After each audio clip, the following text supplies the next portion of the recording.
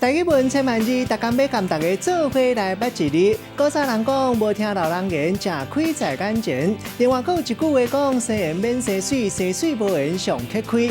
这句话意思就是讲，生做汉人比生做水更加重要。今仔日要甲大家小解这一日，就是开，吃亏的亏，读考位亏第一条。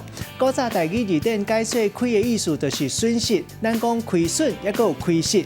另外做生意了钱，咱讲是亏本。了钱或者是歹债务，咱讲亏空。另外，吃亏嘛有人讲是克亏，也有违背良心，也就是亏心。做违背良心的代志，就是亏心事。另外，辜负古早讲亏负，连累古早讲是亏累。另外，还有一件代志真无彩，或者是讲足不幸，古早有一个词讲是亏得。带大家做伙来小解这两个词。头一个，咱同齐来看到，读做亏欠，意思会当讲是亏空，或者是做生意了钱，嘛会当讲是无够，或者是讲心肝头未得过。第二个词，咱同齐来看到，读做亏空，这意思就是了钱，或者是歹债务。咱用一句话来举例，甲这两个词合做伙。